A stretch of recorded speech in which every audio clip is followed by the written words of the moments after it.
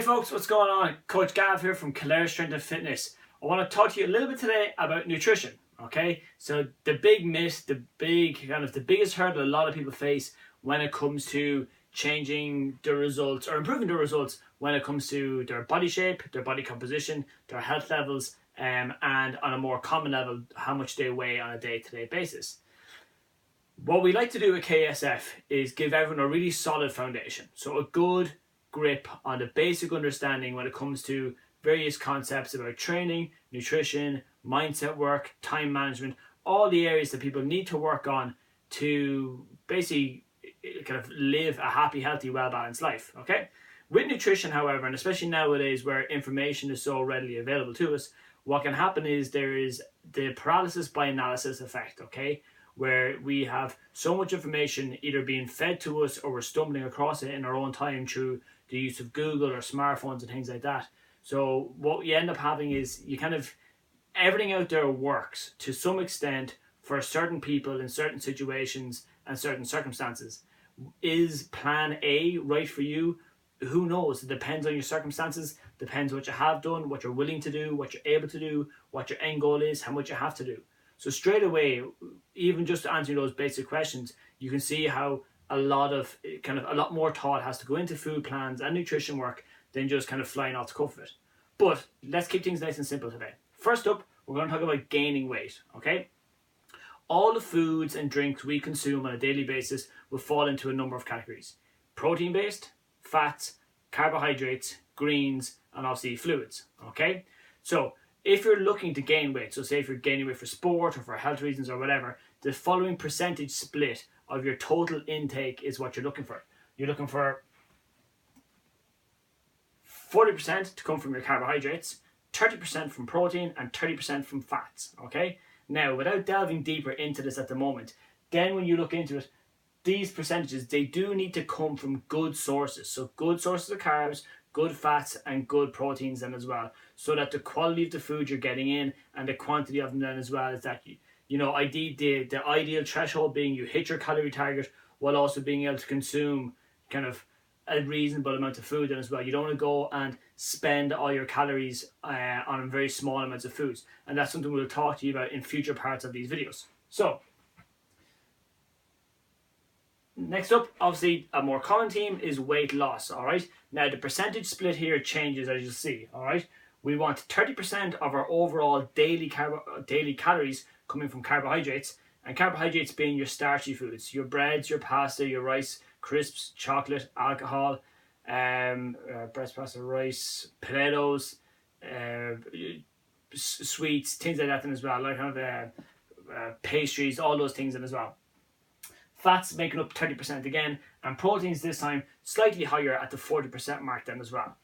Next up, if we went the right way with it, is weight maintenance. Now, to maintain your weight is eventually and obviously somewhere that we all want to get to, that we get to a point where our weight stays in or around, give or take a couple of pounds, maybe 2 or 3 pounds over or above, staying on a static line the whole time. And not surprisingly, it's an even split the whole way around. You would like a third of your calories coming from each group as you go along then as well. You'll notice that greens aren't included at all. No one has gotten out of shape, unhealthy, or overweight by over-consuming carrots and broccoli, okay? What I would say with your greens is to have a separate checklist or just have a list of different ones to consume, okay? Vegetables and having a wide variety of them is going to be very important, so you pick up a lot, say, macronutrients. So all the vitamins and minerals that our body needs to function at its optimal level as time goes on. Now, what you're going to see here on our last slide is basically what happens. So the over-under effect, all right?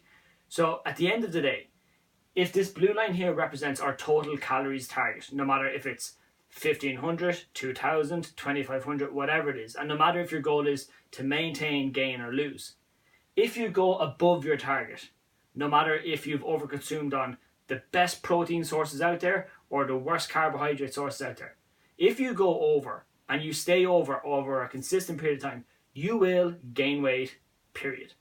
If you maintain or you stay on target, you will kind of follow the path. So if your calorie intake goal every day is leading you towards loss and you stay on that goal, you will lose weight. If your goal is to go above it and you stay on that, you'll achieve it. So lastly then, the green dot here is being if you underconsume.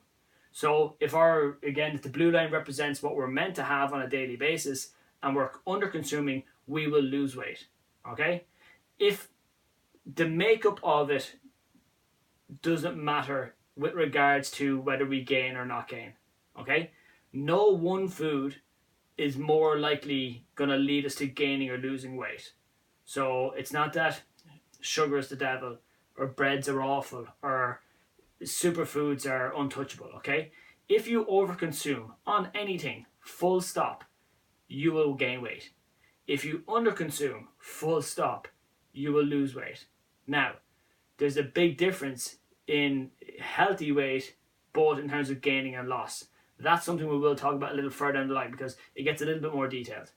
So this information here is so simple, possibly too simple, because you're looking at it going, okay, so if I just spread out and divide up what I'm eating on my plates or on my food diary every day, or when you track it, you can see, right, this much is protein, this much is fat, this much is carbs. You kind of look, that's a bit easy, Gav. If it's that easy, then why aren't you doing it? Why aren't we doing it? Why aren't we as a nation doing it? Why are we so reliant and pursuing and tracking down all these fads, all these quick fixes, all these, all these easy solutions that are supposedly out there? That's the easiest. Having a solid base and a solid foundation is the easiest solution and the quickest path to long-term, repeatable, maintainable success. As we go on throughout these different videos, we will talk about the flexibility people can have in their diets, why some people are able to have chocolate and beer and wine and crisps and still lose weight and build muscle, how some people, can have that flexibility, why there will be times where you kind of would need to come off certain foods. Do I believe in total elimination of foods? No, absolutely not. Do I believe there's a necessary need? It's kind of what necessary stands for. Do I believe that there's a need or a requirement to have less of some foods? Absolutely. Is there times where you should go without things? For sure. So again, and we will touch on this briefly as a preview for the next one, is the ideal cross section is to have foods that are low in calories, high in nutrients. So you're getting in all these vitamins and minerals and nutrients that will build up your body, make you stronger, make you fat, or help make you stronger, you recover better, you sleep better, skin, hair, eyes, nails all function better, okay? So imagine having a factory full of workers, which a factory, which would be your body, and the workers inside, so all your organs and tissues and everything, okay? They need the tools to do their job properly, to get you up, to have you standing here, to have you talking, thinking, seeing, listening, okay? If we don't have the nutrients coming in to have the organs do their job, the job doesn't work as well anymore, okay? You'll notice my skin's quite bad under my eyes, and if you are around me in all flight, you see a very poor vision of my eye. That all flared up from a serious underconsumption of omega nutrients and things like that. So when you're getting that full balance, or a well-balanced approach as well, that's the key. So it's not a case that you have to go off something forever because that one thing is the issue. No. If you're gaining weight, it's because you're over-consuming, full stop. But if you're smart about it, you can still eat a lot of food and still stay within your budget. Alright folks, thanks so much for your time. I'll talk to you in the next video. See you soon.